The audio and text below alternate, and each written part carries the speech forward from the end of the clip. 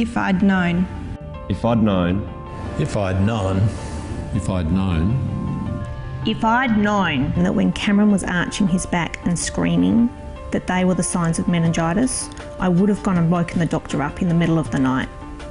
If I'd known that meningitis could disable or kill my daughter within 24 hours, I would have taken her to hospital immediately. If I'd known that my patient had meningitis, I would have arranged immediate care. If I'd known then that teenagers could also get meningitis and not just babies, I would have gone to the doctor sooner. I was diagnosed with Hib meningitis at the age of 2. I'll never forget that day. He had blood in his nappy and he was feverish. We took him to the doctors and they thought he had a bowel infection. We took him to the doctors again in the afternoon, and that's when he had developed diarrhoea and vomiting. And that's when he started to arch and he screamed that distinctive scream that I never want to hear again. Within 24 hours, Ash went from being this happy, playful 6-month-old to being limp, listless, staring at me blankly in my arms. My patient, a 6-month-old baby girl, presented with the symptoms and signs of a virus that I'd seen in many children previously. My mum tells me that I'd been very whingy. I wanted her attention, hadn't been eating all day and was very drowsy, and then vomited up a clear liquid.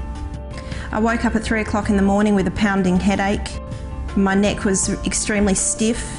I developed severe diarrhoea, constant vomiting, and eventually an extreme sensitivity to light. I went to the doctor who told me I had the flu, even though I had a rash on my chest.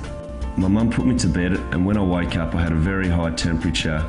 My back arched as stiff as a board, and then my eyes rolled to the back of my head. If I'd known then what the signs and symptoms of meningitis are, I would have questioned what the doctor was telling me, and I would have sought urgent medical treatment.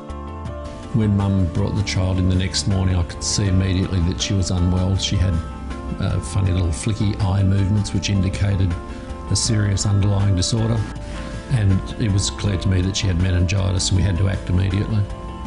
As a result of meningitis, Ashley has cerebral palsy, epilepsy, she's never walked, she's never talked, she's profoundly deaf, and she'll require full-time care for the rest of her life. If I'd known the signs and symptoms of meningitis and acted quickly, he wouldn't be a teenage toddler. I know I'm lucky. Some people survive meningitis with lifelong disability. I didn't know about the disease meningococcal meningitis. I didn't know anything about the vaccine. I was diagnosed with meningococcal meningitis. I now know. I now know. I now know. I now know. I now know. I was lucky in a couple of ways. Firstly, my mum taking me straight to the doctor, and secondly, my doctor acting on the symptoms straight away. I now know what I've always known, that the signs progress so rapidly that it's critical that you act immediately. I now know that being aware of the signs and symptoms can make the crucial difference between life, disability, or death. I now know that it's vital that parents get their children vaccinated. Make sure you know what we didn't know then. Know the signs and symptoms of meningitis. Know to act quickly. And know the important role of vaccines. Together, we can stop meningitis worldwide.